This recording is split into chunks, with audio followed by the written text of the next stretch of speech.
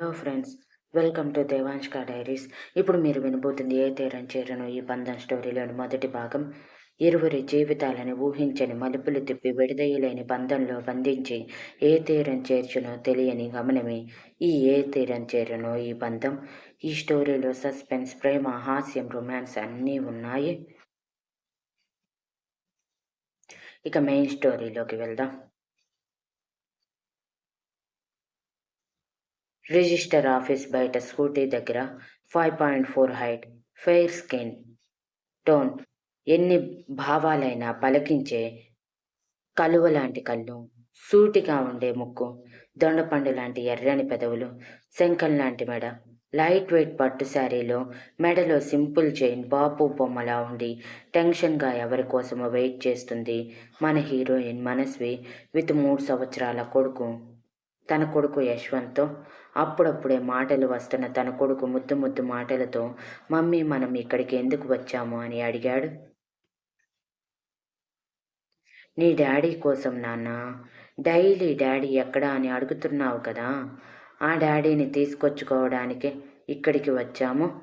మీ daddy నీ కోసం వస్తున్నారంట అని పెదాల మీద చిరునవ్వుని బలవంతంగా తెచ్చిపెట్టుకొని అంది మనస్వి. అవునా మమ్మీ అంటూ కేరింతలు కొడుతూ కళ్ళల్లో మెరుపుతో అడిగాడు యశ్వంత్. యశ్వంత్ కళ్ళల్లో ఆనందం చూసి తను చేస్తుంది తప్పు కాదని మనసుకి సర్ది చెప్పుకుంది మనస్వి.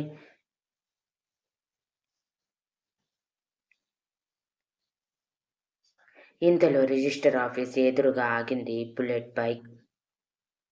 ఆ బైక్ మీద 6.2 హైట్, 6 ప్యాక్ బాడీ, చూడటానికి చాక్లెట్ బాయ్లా ఉన్న పర్సనాలిటీ మాత్రం చాలా టఫ్ అన్నట్టు సిల్కీ హెయిర్, లైట్ బియర్డ్, చిరుతలాంటి కళ్ళు, సన్నగా ఉన్న చూడగానే పడిపోయే ఫిజిక్ ఉన్న మన హీరో విశాల్ దిగాడు. అతనిని చూడగానే మనస్వి మనసు తేలికపడి చిరుకోపంతో అతని ఎదురుగా వెళ్ళి ఎందుకు లేట్ అయ్యింది అని అడిగింది.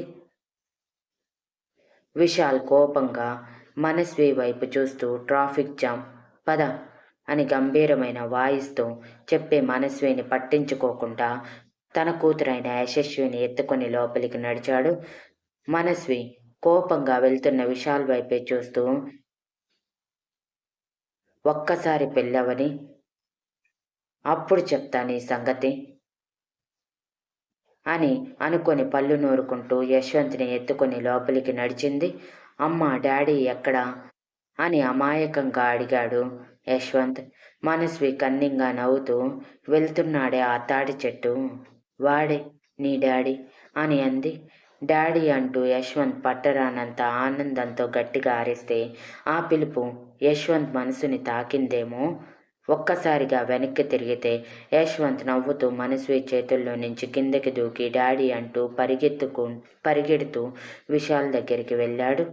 విశాల్ ఆ అమాయకమైన మోము చూసి మనసు కదిలి మోకాళ్ళ మీద కూర్చుని యశస్విని పక్కన నిలబెట్టి యశ్వంత్ని దగ్గరికి తీసుకొని మొహమంతా ముద్దులు పెడుతూ నేనే నీ డాడీని నాన్న అని అన్నాడు.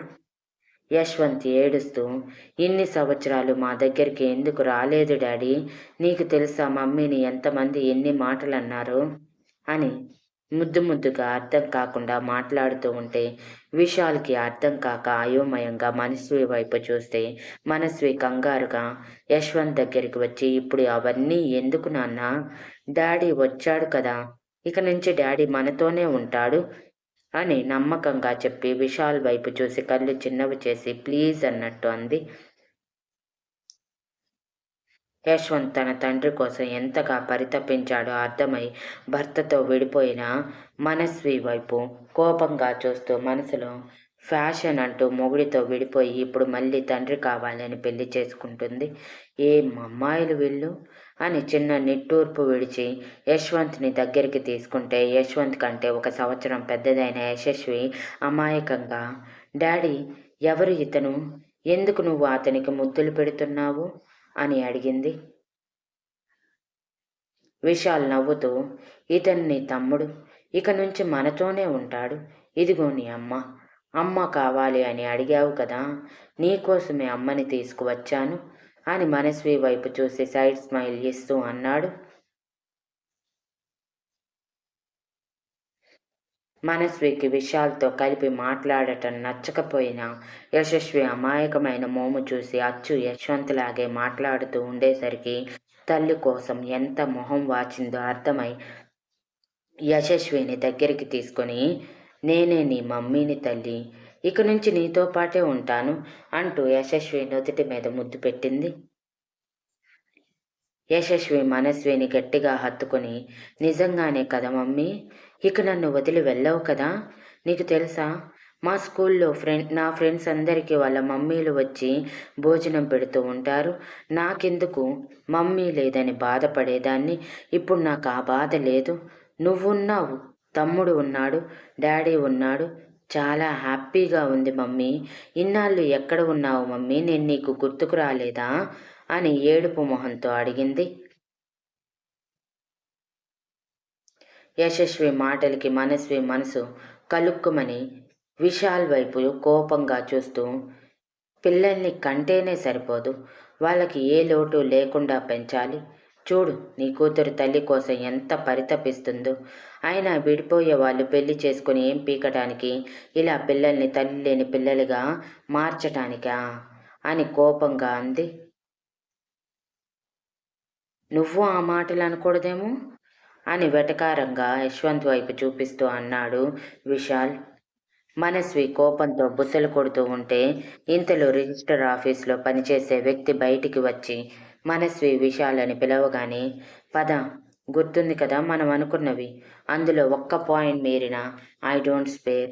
అలానే మన పెళ్లి రిజిస్టర్ అవ్వగానే కాంట్రాక్ట్ మీద సైన్ చెయ్యాలి అని విశాల్ అంటే, సేమ్ హియర్ అని కోపంగా చెప్పి మొహం తిప్పేసి యశస్విని తీసుకొని లోపలికి నడుస్తుంది మనస్వి. ఎంత పొగరు దీనికి, వస్తుంది కదా నా ఇంటికి, దించుతా, మొత్తం దించుతా, నా దగ్గర వాయిస్ రైజ్ చేస్తే ఎలా ఉంటుందో చూపిస్తా అని పళ్ళు నూరుకుంటూ యశ్వంత్ని ఎత్తుకొని వెళ్ళాడు. లోపలికి వెళ్ళేసరికి రిజిస్టర్ అన్ని ఫార్మాలిటీస్ ఫిల్ చేసి సంతకం చేయండి అని అనగానే విశాల్ వెంటనే చేసేస్తే మనస్వి పెన్ పట్టుకొని ఆలోచిస్తూ, ఇదంతా అవసరమా మనస్వి, దీనివల్ల నీకేమైనా ప్రాబ్లమ్స్ ఎదురైతే నీ ఫ్యూచర్ ఏంటి అని అంతరాత్మ ఘోషిస్తూ ఉంటే అమాయకమైన యశ్వంత్ మొహం చూసి తనకి ఏమైనా పర్లేదు, యశ్వంత్ తనకి దక్కాలి అనుకొని గట్టిగా ఊపిరి పీల్చి వదిలి సంతకం చేసింది. సాక్షి సంతకాలు అనగానే మనస్వి విశాల్ ఒకరి మొహం ఒకరు చూసుకొని వెంటనే పక్కకు వెళ్ళి మనస్వి తన ఫ్రెండ్కి కాల్ చేసి, ఎక్కడ ఉన్నావే, ఇక్కడ సైన్ అడుగుతున్నారు, ఉదయం అనగా చెప్పాను త్వరగా రమ్మని, ఇంతవరకు రాకుండా ఏం చేస్తున్నావు అని కడిగి పారేసి తన ఫ్రెండ్ చెప్పేది వినకుండా ఫోన్ కట్ చేస్తుంది. విశాల్ కూడా తన ఫ్రెండ్కి ఫోన్ చేసి, ఎక్కడ సచ్చావురా, త్వరగా రమ్మని చెప్తే ఇంత లేట్ ఏంటి, అయినా నీకోసం ఇక్కడ ఎవరు ఎదురు చూడటం లేదు, టిప్ టాప్గా రెడీ అయి రావటానికి, త్వరగా వచ్చి చావు, అసలే నాకు చిరాకుగా ఉంది అని అరుస్తూ సేమ్ మనస్విలాగే ఫోన్ కట్ చేశాడు. మరో 5 నిమిషాల తర్వాత మనస్వి విశాల్ ఫ్రెండ్స్ ఇద్దరు సాక్షి సంతకాలు అయిపోయాక దండలు మార్చుకోమని చెప్తే విశాల్ మనస్వికి అదంతా ఆక్వార్డ్గా అనిపించినా తప్పక దండలు మార్చుకున్నారు. తాళి కట్టండి అని రిజిస్టర్ అనగానే మనస్వి విశాల్ షాక్ అయ్యి, తాళి కట్టడం ఏంటి, ఆల్రెడీ సంతకం పెట్టేశాము కదా, ఇక ఎందుకు తాళి అని విశాల్ అడిగితే మనస్వి కూడా సేమ్ క్వశ్చన్ రైజ్ చేసింది. రిజిస్టర్ అయోమయంగా, తాళి కట్టకుండా పెళ్ళెలా అవుతుంది అనుకుంటున్నారు, తాళి కట్టాలి, మీరు తాళి తెచ్చుకోలేదా అని అడిగాడు. తెచ్చుకోలేదు అని విశాల్ చెప్పగానే, మా దగ్గర పసుపు తాడు ఉంది, అది కట్టండి అని అన్నాడు రిజిస్టార్. తప్పక విషయాలు పసుపు తాడు పట్టుకుంటే మనసు భయంగా వెనక్కి అడుగులు వేస్తూ ఉంటే వెనకే నిలబడిన తన ఫ్రెండ్, ఇదంతా యశ్వంత్ కోసం చేస్తున్నావు, మర్చిపోకు, వాడి కోసం ఈ పెళ్లి చాలా ఇంపార్టెంట్ అని ఎంకరేజ్ చేసి మనసులో, ఇలాగైనా నువ్వు ఒక బంధంలో నిలబడితే తర్వాత సంగతి తర్వాత అని అనుకుంది. యశ్వంత్ వైపు చూసేసరికి యశ్వంత్ యశస్వితో సరదాగా ఆడుకుంటూ ఉండటం చూసి పెదవుల మీద చిరునవ్వు చేరి తప్పక తలంచుకొని నిలబడితే విశాల్కి చిరాకుగా అనిపించిన తప్పక 2 ముళ్ళు వేసి అయిపోయింది అని విసుగ్గా అన్నాడు.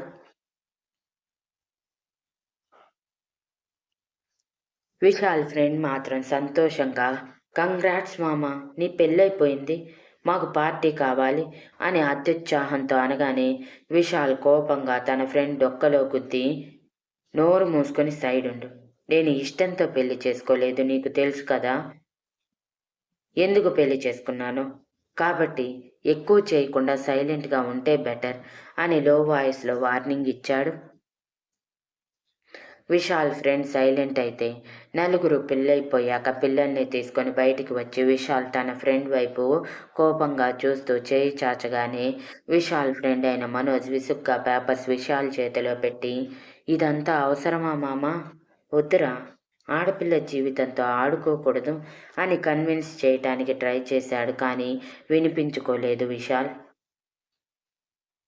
ఆ పేపర్స్ మనస్వి చేతిలో పెట్టి, నా కండిషన్స్ అన్నిటినీ చూసి సైన్ చేయి, నీకోసం ఇంకా ఏమైనా యాడ్ చెయ్యాలనుకుంటే యాడ్ చేసుకోవచ్చు, నాకేమీ అభ్యంతరం లేదు, కానీ నేను చెప్పిన కండిషన్స్ పక్కా ఒప్పుకొని తీరాలి, అలా అయితేనే నా ఇంట్లో నువ్వు అడుగు పెడతావు, లేదంటే ఇక్కడి నుంచి ఎవరి దారి వారిది అని సీరియస్గా అన్నాడు విశాల్.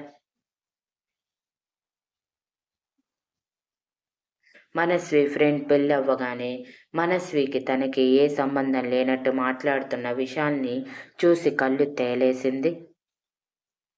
మనస్వి అయోమయంగానే ఆ పేపర్స్ తీసి చదువుతూ ఉంటే తన పక్కనే నిలబడి ఉన్న మనస్వి ఫ్రెండ్ మాయ తొంగి తొంగి చూసి మరీ చదివి షాక్తో కళ్ళు పెద్దవి చేసింది.